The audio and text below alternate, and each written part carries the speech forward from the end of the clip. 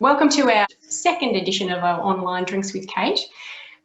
We've got some great speakers for you today. Two people who I've known for actually a very long time.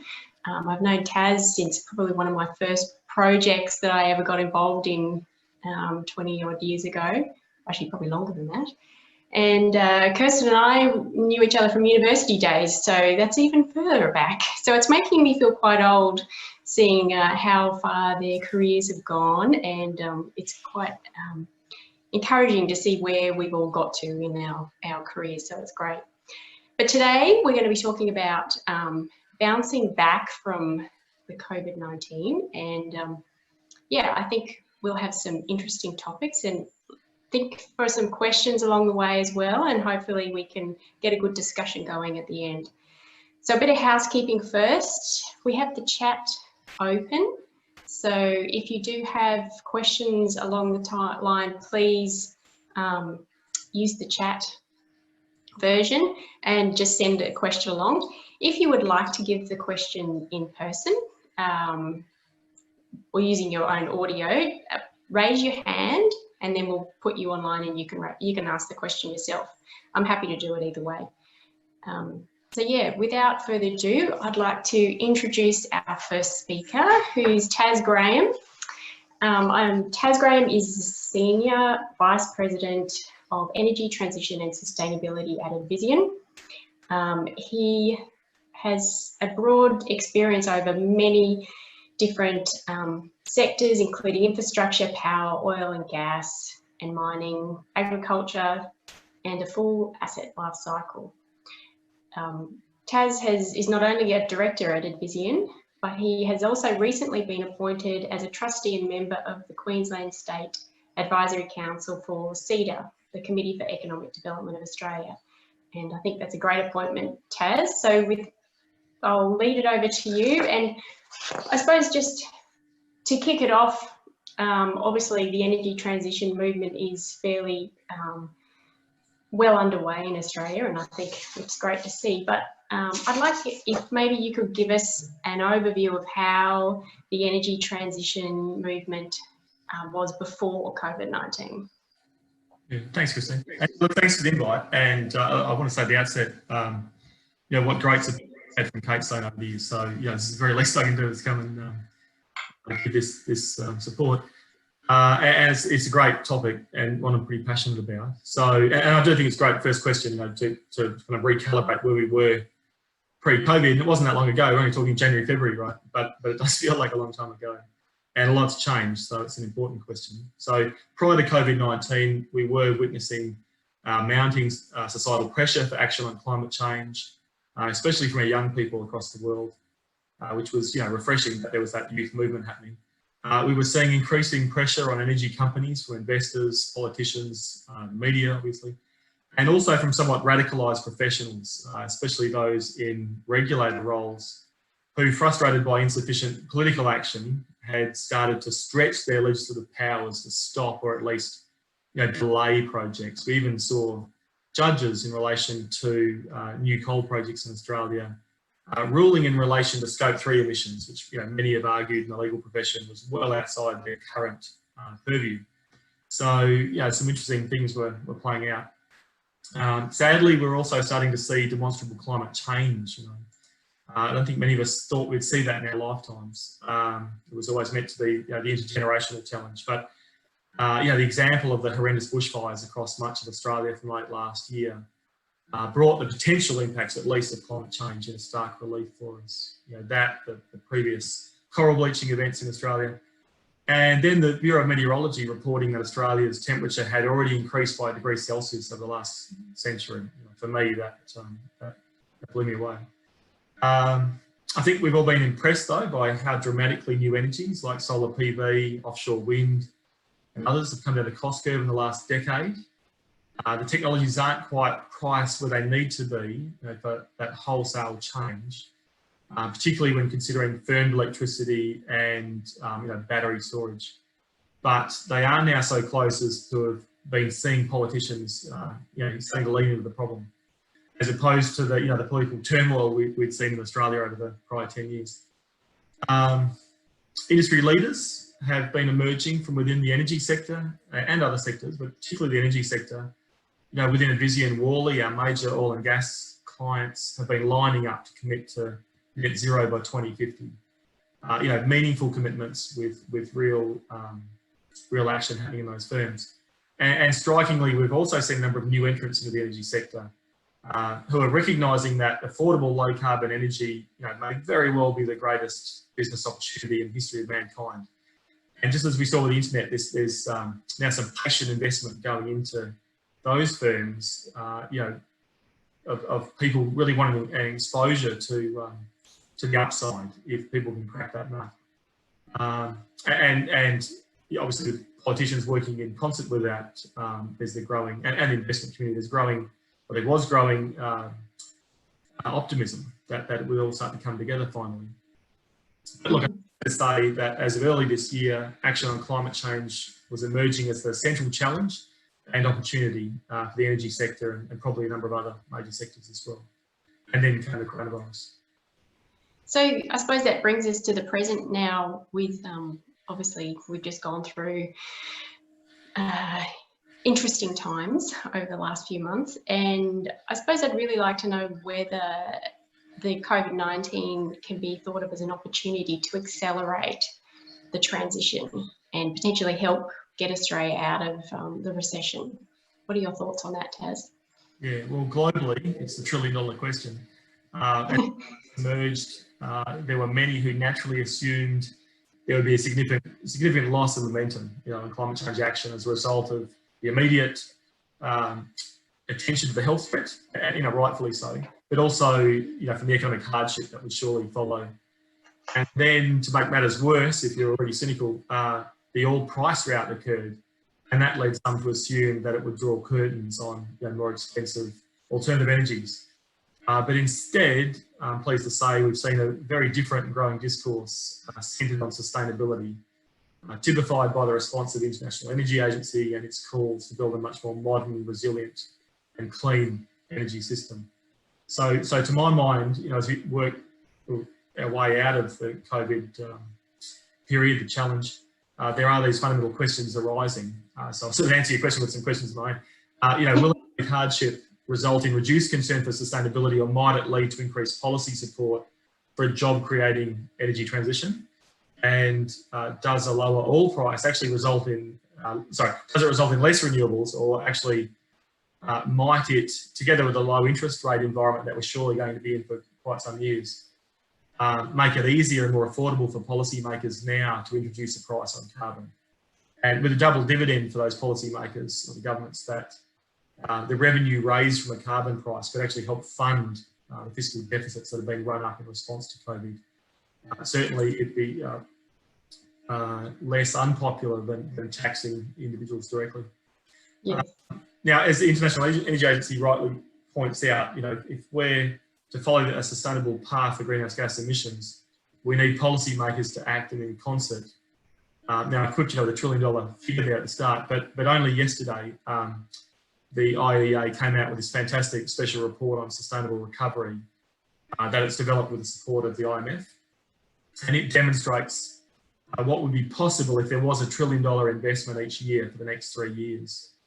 And that would, you know, to quote Paddy Birrell, the executive director of the IEA, it would add a percentage point to global GDP growth year on year, and it would save about 9 million jobs and, you know, energy sector related jobs, and it would put global emissions into structural decline. So yes, I'm thinking COVID is presenting us the once in a lifetime opportunity to shape a better energy future and to stay those recessionary forces. And just lastly on that $1 trillion investment, it sounds like a huge amount of money, and how can we well afford that? It's only something like 10% of the committed response money of governments to date. So, you know, we're not talking about putting all the money into clean energy. If we just put 10% of it in there, it would achieve, you know, great traction on addressing climate change. No, that's great, Taz. We're certainly seeing, well, I can see that there's a lot of push already. The Queensland government has put a few funds together just to get a few toe in the water and get things moving, so it's really good. What do you think are some of the economic factors impacting on the transition? is there some challenges or opportunities you think we might face?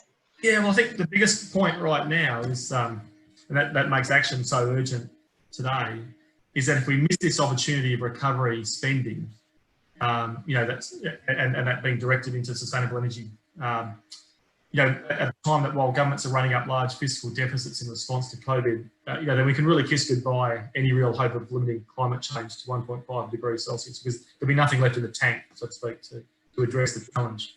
So, you know, you know, that's the overriding thing for me right now, and why this is becoming something we've all got to take seriously and push for, I think. Mm-hmm. COVID aside, just back on the broader economic factors, you know, it's an interesting space. And if I reflect back on my own career, you know, inaction on climate change has without doubt been the greatest market failure of all time, you know, hence that need for political action.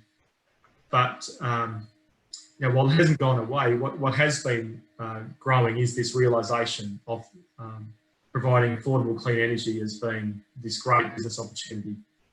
And that investment that's happening, and that patient investment I mentioned, you know, together with some real political leadership that we've seen in certain countries, has seen renewable energies like solar PV and offshore wind motor down the cost curve. You know, solar PV is today a fifth the cost it was only 12 years ago. So if you think back, we were in the great race of, you know, coal seam gas in Queensland, it's the big energy transition fuel, and I was very proud of our work in that, in the contribution it would make to climate change. You know, fast forward 12 years and solar PVs, you know, it's happened remarkably. So we've gone from one extreme, I think, to another, just on that reflection of my own career, that when I started out, you know, there were people who were so anti signing up to Kyoto and thinking it would destroy our economy, that CO2 was the respiration of industry, you know, so who are we to challenge that, you know? And it's human nature to be selfish individuals, you know, that's how it works. You know, that kind of archaic thinking. But I think we're moving now to actually, we can do this, and, you know, with a great sense of togetherness. And that doesn't mean going socialist. You know, for me, that's, you know, we don't even need to change our political systems to do this. In fact, to my mind, free markets are actually the most efficient, effective and fair way to actually go about it. We just need to make sure that the policy settings are there and they're right. And of course, there's that issue of, you know, not letting free markets be gamed by vested interest. That's a whole other story. But I'm a believer in free markets, and I think if, you know, we can get the policy settings right, we can get this right and get real action. So, yeah, the factors. I think. Probably straight off economic factors there, but. No, that's great. And I think we'll just go one last question before I move on to Kirsten. Sure. And I suppose it's more along what role can we play in that energy transition to renewables? And is there something that, you know, the individual can help in that transition? Yeah. Like it's the important. It's the nub of it, isn't it? Look, I think, you know, giving a damn is important, and trying not to be cynical. You know, when I think about my own journey, you know, it's hard not to get cynical about things. So it's about, you know, punching through the pain barrier with that and getting engaged and staying engaged. It's still a long road ahead. But, you know, we're the scientists and engineers that everyone else is kind of counting on. And I'm not saying exclusively, you know, obviously economists, there's many other professions that all have a vital role to play, but scientists and engineers have been on the back burner on this, I think, in terms of the action. I've certainly helped define the problem and the need for action, but the solution space, you know, the world's kind of counting on us in that end of it. And so we need to hold ourselves accountable for that. And, you know, call me old-fashioned, but I still believe in the noble professions, you know, and that we deliver in those. So as scientists, engineers and similar, our voices need to be heard on this. Finding our voice doesn't come naturally, as it, you know, perhaps does for some of those commerce grads who go on to run countries. So, yeah, I'm really hopeful that we're going to see the investment in the projects that would be part of a sustainable recovery from COVID. I've been particularly buoyed by the many project announcements here in Queensland during the lockdown. You know, we've got the Acciona's McIntyre wind farm proposed. You know, it's a gigawatt wind farm, the biggest onshore wind farm in Australia. Neoen's planning the biggest solar farm. The Queensland government's putting money into copper string feasibility study. GenX and its $700 million pump storage project is progressing well, you know, with support from Energy Australia. Arrow's $10 billion gas field development that was announced. So that's still, you know, for me, gas is still a transition fuel, has a big role to play. You know, it was just tremendous during lockdown. There's the Forest Wind project, there's more. You know, it's just, and all those announcements during lockdown, as I say, it was just a real shot in the arm for me that in our own backyard, there's real action, there's real projects to get involved in and support and help drive this forward. Yeah. There's a lot happening. All right, well, thanks, Taz. I found that really good, and we'll hold questions. I'm sure there's a few questions, but we'll leave them to the end and we can all have an open discussion about it. But yes, give a damn. I like that. That might have to be the new motto for the next few years. Anyway, next up we have the lovely Kirsten Armstrong. Kirsten is an actuary and an economist and is passionate about delivering better health systems and greater social impact. Not only has Kirsten been a executive director of the Fred Hollows Foundation, partner of PwC, worked in way too many countries that I've ever been to, probably. But she's also on various committees and recently recognised as one of Australian Financial Review's 100 influential women for 2019. So we're looking forward to being influenced by you, Kirsten. Thank you. So anyway, yeah, so I suppose firstly, I've been enjoying the roundups that you've been doing on a weekly basis of the pandemic and enjoying the numbers. I know I still like numbers, being a scientist as well. And I suppose maybe if you could give us a bit of a rundown on where we're at this week and before we launch into something else. So the short answer is we're doing pretty well, but we're into what I think is a second phase. So this was the week, if we were going to see some sort of response to the, you know, everyone attending those major protests, this was the week we were going to see it. And so far we're not seeing it, which is great. So there's actually no evidence at this stage that there's been any spread of the virus through those Black Lives Matter protests, which a lot of people were quite worried about. And that's a really positive sign, because that says to me there's not a huge amount of COVID-19 in the community, except obviously New South Wales, particularly Sydney, and also in Melbourne. So the rest of the country is looking a lot, a lot better, possibly, you know, and definitely 4 states can already say that they've probably eliminated the virus completely from those states, which is fantastic. But in Melbourne and New South Wales, we're still seeing these spotted outbreaks. You know, one of the outbreaks in Melbourne is a GP contracted the virus from one of his patients, and unfortunately has then passed it on to a number of other patients. He was asymptomatic; he didn't know. Obviously, they put in all the controls and processes around that, but it's just an example of how easy it is how contagious the virus it is, and easy to spread. So. And I said at the start, we're sort of in that second phase. I think what we're going to see over the next few months is exactly that. We're going to see these spotted outbreaks just in different locations. And we've got a really good response, you know, to those outbreaks across every state. We've got a very strong response in terms of being able to test, trace, isolate, all those sorts of things. So, you know, if we can keep doing that over the next 3 to 6 months, I think we'll be able to keep things in check. But, you know, already we've had a number of schools closed in Sydney in the last, you know, the last couple of weeks since schools reopened, again, just because of cases found there. And I think we're just going to have to be reactive like that. Okay. One of the other things I know you've been busy doing over the last few months is helping several health departments and businesses modelling where the epidemic may go. Do you think you could share some of that with us and maybe where we might be heading down the future for the next 6 to 12 months? I think the challenge will be in Australia and globally that, you know, until there is a vaccine, you know, everywhere is at risk of having outbreaks occur again. You know, overseas, I think we've got some very bad news is going to come over the next couple of months from the US, from Brazil, from India. We're going to get some very bad news there. You can just see the numbers sort of starting to accumulate. And that's going to, you know, that could have an impact everywhere in terms of economic impact and so on. Because, I mean, you know, there's a very large countries, and some of them trading partners. So, but what as I said, we're going to see these sort of outbreaks here and there. We talked with the health departments about what might their trigger be to, to start to lock things down again. They have got mental triggers. So it's possible that we could lock down again, but I think it's very unlikely. I think it's very, very unlikely that that would happen if we can just jump on these different minor outbreaks. But the reality is we're going to be in this quasi period until there's a game changer, and that game changer is likely going to be a vaccine. There's been some very positive news this week about one of the treatments that have been dexamethasone, which I've managed to get the word out, and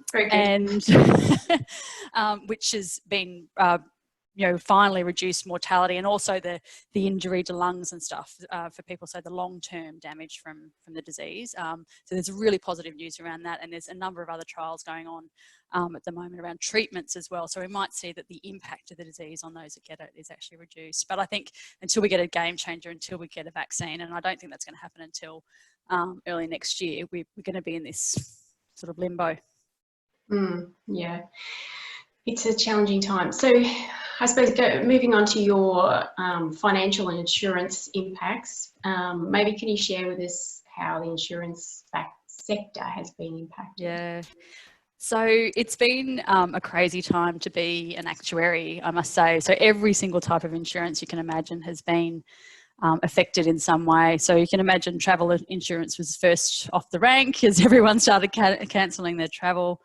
Lockdowns meant no one's driving, so suddenly all the motor insurance claims have dropped away. We haven't had as many accidents and so on. So, some people are arguing that they should get, premium discounts or reductions this year because they haven't been able to use their cars. Private health insurance is the same. So obviously the private hospitals all locked down. They weren't allowed to operate because we were making sure we had enough personal protective equipment for our staff. So we said, well, let's not do any non-urgent surgery. So of course people are saying, well, I can't use my private health insurance. Why do I have it? And ditto, they can't go and see, their psychologist or whatever. So that's all been shut down. So, there's a couple of sectors of insurance that have had a real gain because no one's been able to do certain activities, but a couple have been hit really hard. And those were particularly travel insurance and business interruption insurance, where my gut feel is we're going to have a bit of a interesting time with that whole business interruption space. So I look back some years ago, the Queensland floods. I don't know if you recall at the time, but there was a huge fight because so many insurance policies had very, very different terms, very different definitions, and all these people suddenly discovered they weren't covered because of the way that the storms and the floods had arrived. And so you saw a real push from government to standardise terms. I'm going to take a guess here that we might see that push over the next 12 months. A lot of insurers have been quite flexible in the way they apply their terms because they know they'll get crucified if they're not. But I think particularly that business interruption space we might, and possibly travel insurance, we might end up seeing some standardisation there. Workers' comp is probably another one that I think will be interesting for people. So, again, suddenly we've had everybody working from home. That's changed the way claims happen. But now we're going into a recession. One thing we know about recessions is that workers' comp claims go up. And particularly mental health stress claims tend to go up, and they can be very expensive. So, if I can encourage the business people on the call, I'd really encourage you to keep your eye on that and work with your workers' comp insurer just to really understand what's, what you need to do to help to manage that. Okay. Look, I think they're all good points and interesting to know, and I suppose we'll keep an eye out on whether your predictions come off. But I suppose moving on to the big picture, Australia really has been leading the way when it comes to controlling the spread of COVID. And, we get a good, lots of ticks for doing a good job for staying home. But do you see this as an opportunity for Australia, that because we're going to be able to open up internally our own borders and get things moving, do you see this as some way we can help other countries who are still in lockdown? Yeah, look, I see it as quite a positive for Australia. So, you know, already there's the universities have kind of put forward a proposal for how they can get international students back to Australia. So that's been approved by state governments. It's just going to federal government for the next stage. The idea is to quarantine them in Canberra for a few weeks, which I think is quite funny. Canberra in winter is pretty tough, but there we go. Yeah, so we're seeing things like that where I think we're going to see people wanting to come here as soon as they get that opportunity, be it for education or travel or what have you. And interestingly, we've seen businesses respond pretty quickly. I know that there was a company in Australia that was able to change fairly quickly and start manufacturing ventilators. You know, we've actually, you know, the original plan was obviously to buy a lot of ventilators for the Australian government to buy a lot of ventilators if we were seeing a bad increase in the pandemic, but we've actually been able to sell them overseas. Okay. So it's an example where our technology has been able to be used overseas. And of course, you've got companies like CSL and also, you know, research institutes like CSIRO and these sorts of things that are really at the forefront around some of the vaccine research and production. So I think we'll see some good opportunities in Australia. You know, the challenge is going to be how, you know, as soon as we open things up, you know, if we open things up internationally, that creates a risk for us. And I don't think it's a risk that government's going to be willing to take. Yeah, okay. Well, look, before we open the floor to questions from that anyone else might have for our two lovely speakers, I suppose maybe a question that might link you two together. So Kirsten, do you see, is there anything that would impact from an economic point of view on Australia's energy transition from your point of view? Yeah, and look, I'm obviously talking to people in the finance sector quite a lot, and I think one of the interesting things we've seen in the past few years is that initially insurance and then banking has been very concerned about that accumulation of climate-related risk. You know, one of the things that we don't do very well, you know, when we talk about the cost of investing in, you know, transition or new energies or whatever, we actually don't do a very good at talking about the cost of not taking action. You know, the cost to infrastructure, losing all the beautiful beaches and all the money we're going to have to invest in stopping Sydney's northern beaches from getting washed away. Sorry, Tasman, I think Manly's in trouble.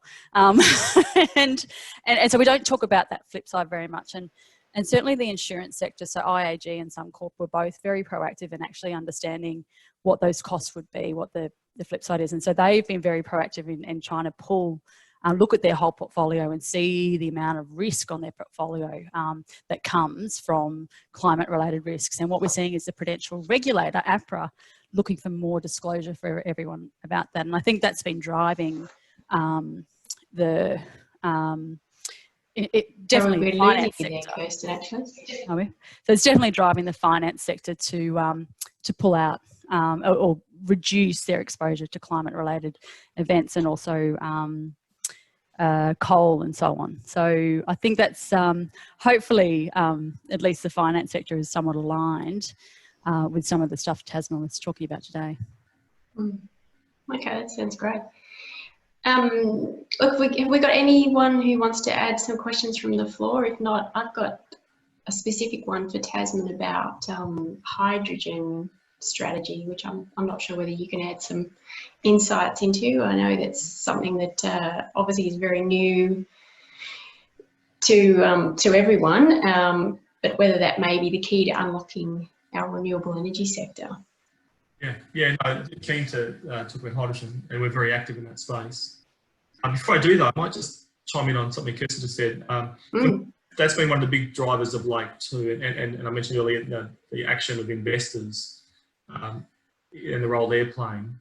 You know, oil and gas companies are realising that if the world is to meet the Paris pledges and try to hold temperature rise to 1.5, 2 degrees Celsius, then what's on the books today of oil and gas companies in terms of the acreage they hold and the prices they attach to the monetisation of that, if that all gets consumed, then you can kiss goodbye Paris. So that realisation has come about in the last few years, and as recently as this last week, BP's come out and indicated some significant write-down of its of the value of its assets by changing its view on the future carbon price and so forth. So we're starting to see significant change. They're talking about something of the order of $10 billion, thereabouts, of write-down now. So it's massive. So I just wanted to get that point out there as big. And on hydrogen, as I said, we've been pretty active in hydrogen, and we're excited about it. But I will caution, it's got a way to go to come down the cost curve. It's got quite a way to go. And if you do the comparison, say for landed LNG into Japan versus landing hydrogen today, what sort of carbon price you would need to see a switch just on economic grounds to hydrogen, it's a pretty hefty carbon price. So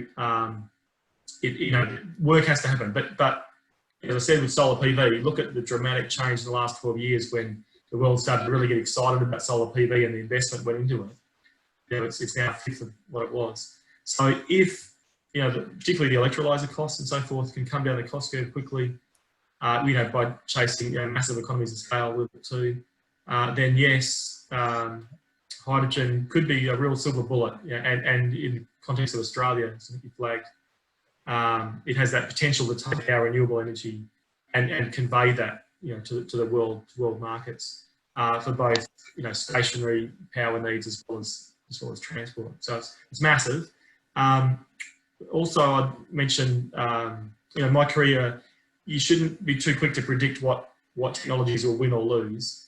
And so even just with regards to low carbon hydrogen, there's a blue hydrogen dimension to this that could see our gas industry, see a real long future, because if carbon capture and storage is possible to produce hydrogen that way with our methane, then you've got a very responsible path forward there. So that can compete on price. We don't know yet, but I wouldn't dismiss it. Is my point.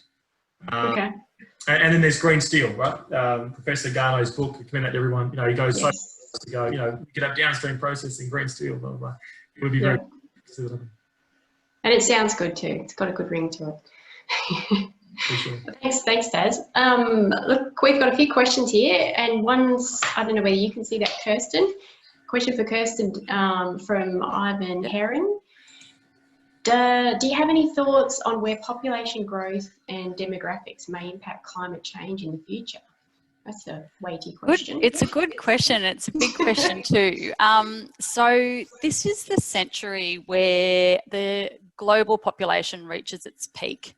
And the reason I say that is because, while a lot of people say, we're going to extend life expectancy forever, well, we've actually had a lot of the big global improvements in life expectancy. So, countries in Africa and these sorts of things really increasing their life expectancy. So you get more population because of that, but also you get this birth rate effect happening, but it all sort of caps out. So as poorer nations become better educated, particularly women become better educated, they have less babies. Anyway, so the demographers are sort of predicting that anywhere between 2050 and 2100 this century will hit peak population, global population of about 11 billion, which is massive. And we're at about 7-8 billion now, so this has still got a long way to go. And I think for me that says that we need game changers. Because if you just factor in population growth, you can see that we're going to be consuming the world's resources in a very, very unsustainable way. So I'm not sure if that helps or scares people, but it is the century where we really need to see some game changers to make a difference. You're making me feel cynical again. Stop. Sorry. But there's a massive sustainability challenge in the world that's much greater than just climate change. Yep. So obviously climate change is the massive big problem, but there's a much bigger challenge. Yeah, and I think water is an example that people talk about as the first key issue we'll see. We could see wars again about access to water, and already if you look at in Africa and Northern Africa, the dams being built by Ethiopia to create the world's largest hydroelectricity system. So Ethiopia of all countries, Wow. you know, think about what we thought about Ethiopia, you know, droughts and, you know, all this sort of stuff. World's largest hydroelectricity. Downstream from that is Egypt and the Nile, and they're already worried about what water actually gets to them. Right. Well, thank you. I hope that answers your question, Ivan. I've got another one here from Paul Ronas, and it talks about us whether you have, what do you think about Bjorn Lomborg's economic analysis of addressing climate change in terms of cost-effective strategies? It's open to anybody. Kirsten's muted hers, so maybe Taz, unless you want to take it. I'm not so familiar. Lomborg, I have mixed feelings about. I'm not enamored with what he says, to be honest, but I'm not so familiar with particularly what he's talking about here. But I do value diversity of opinion and healthy debate about things. So in that regard, you know, letting him have his say, and let's think about it. And I'm sure, to my point about, you know, liberal markets and the role they can play, you know, is probably along the lines of what he would say. So, you know, to my mind, you know, we've got to try and follow a least cost path. We've got to be rational, and policymakers need to, you know, need to act and do that in a way that, you know, is effective and fair and so forth. So I apologise for not being close enough. If Paul wants to ask that question again with a bit more detail on what. Or maybe we can follow it up. Happy to comment. Follow it up afterwards. Yeah. Sorry, I'm just trying to, we've got lots of questions here, but I've got another one for you, Taz, regarding your points about BP and other oil and gas. Are there skill transferred other than CCS in oil and gas fuels to the electricity sector? Yeah, for sure. So we're already seeing this in offshore wind. The oil and gas players were somewhat late to the party in the North Sea, but they were sleeping giants, and now they're motoring. You know, companies like Ørsted, which was the Danish oil and gas, you know, was it Dong? Terrible name, or Dung or something. Anyway, they've renamed themselves Ørsted, and they are galloping and leading the world in offshore wind. You know, Shell is, you know, moving very quickly in this domain as well. Shell is becoming this great integrated energy company. You know, it bought ERM Power here in Queensland, East Coast Australia. You know, it's reforming along the lines of that, you know, electricity space. So I think we're going to see, you know, dramatic change from the international oil companies to, as we're seeing with a number of them. And I guess my personal opinion is, you know, in the situation they're in right now in COVID with the oil price route, probably all thinking, geez, I wish I'd done more of an Ørsted 3 years ago, you know, and putting a lot of pressure now internally into how they more rapidly move in that direction.